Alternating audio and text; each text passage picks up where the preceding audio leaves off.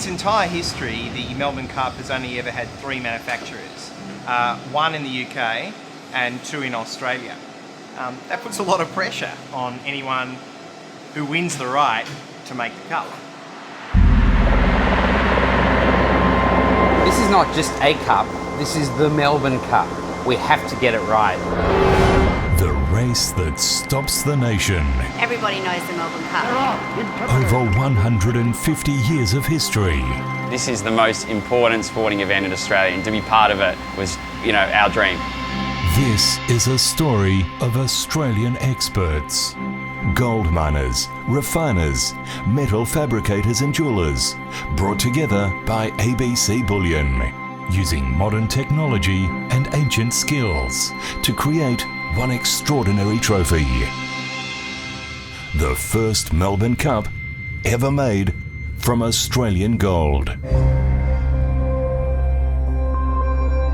The Melbourne Cup that is presented every year is a replica of the first Melbourne Cup. The replica has to be made within tolerances of tenths of millimetres. That's how accurate the VRC wants each Melbourne Cup to be. The cup has over 44 pieces.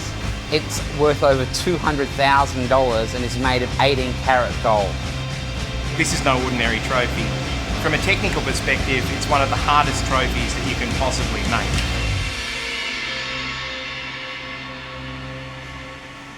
How do you make a Melbourne Cup? Well, first thing you got to do is dig the gold out of the ground.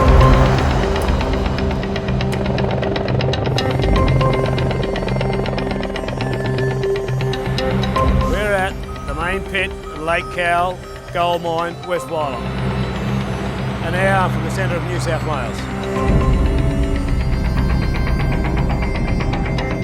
The gold starts in the rock.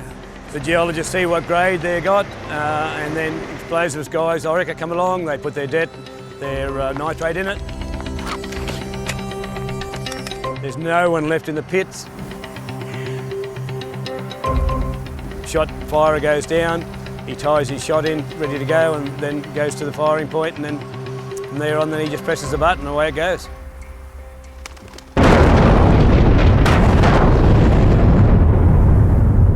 It's just a rumble. That gives you the 18 metre, what we refer to as the batter. Then it's mined out with the diggers, carted up to the crusher by these trucks, crushed through the crusher, then goes into the processing plant where it's crushed again until it gets to 15 microns, which is the same as talcum powder. The gold is leached out of the soil, put into a furnace and smelted down to gold. And then it goes off to ABC Refinery.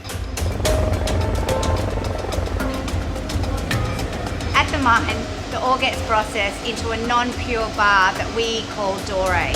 A doré bar looks like, if you like, a loaf of bread, but it's heavier. And worth millions of dollars. The doré gets brought to ABC Refinery in armoured trucks and it gets purified.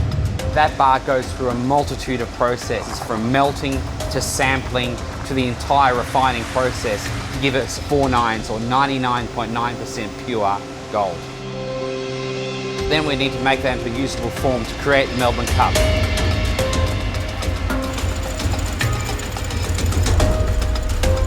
We're basically producing a block of gold about 12 millimetres thick that has to then be rolled to around 1 millimetre thick. To get down to that size, it's probably passed through the rolling mill 20, 25 times. A piece 280 millimetres is required. Now, in order to do that, our rolling mill is only 290 millimetres wide, so to get the piece of metal through the rollers, we've got around about 5 millimetres clearance. You're probably looking at around the $40,000 to $50,000 mark for that sheet of gold, just the main cup piece itself. At the end of the job, the cup has to weigh a certain weight, and we've got a 1% leeway basically either side. So all the thicknesses have to be perfect for when it reaches the trophy maker down the road.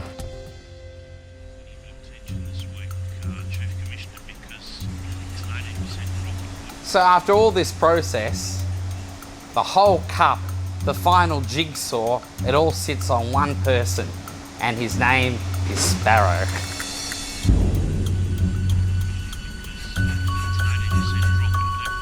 Oh, I think I've been spinning for on and off for about 30 years. This is the hardest object I've had to spin. Melbourne Cup, most prestigious trophy in Australia. You don't want to really bugger it up. He's a national treasure. He's a spinner, and unfortunately it's a pretty unique skill these days. But the nice thing about Sparrow is he likes passing it on to the young people.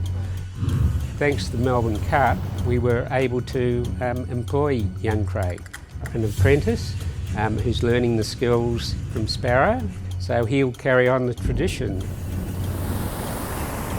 Okay, well, this is your chuck. That screws onto a bolster. You drop your blank in there, you bring your centre up to that end with a holder that holds the blank, put the weight on it, and then start spinning.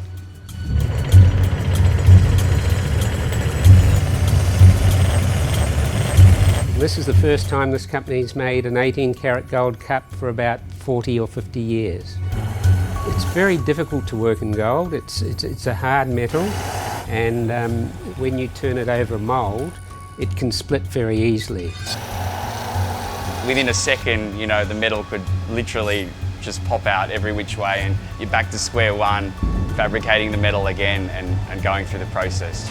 Until that cup is finished, I definitely won't be sleeping well at night. The most difficult part is spinning the bowl, but it also needs a lot of skill to put the handles on. There's 3 different handles I have to make that have to be exactly the same. Probably roughly on each handle, I'd probably spend about 8 hours just filing one little piece of metal, checking it, filing it, checking it, filing it, checking it to make sure. And then it's got to be polished, and then it's got to be engraved. And the base itself, which is spun on wooden chucks as well.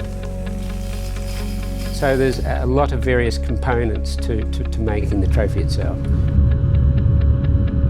Of course, taking on any project like this is terrifying. It's probably the biggest challenge that we've had, but we're just so proud that our little company's making it.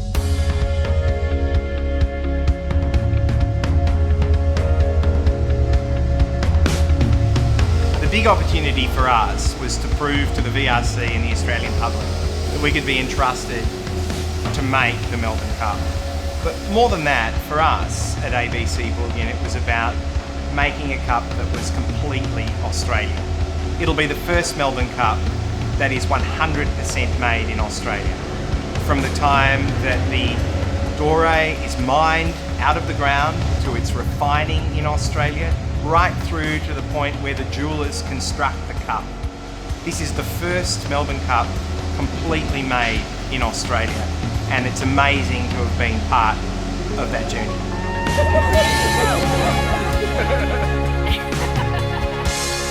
A lot of people don't believe you.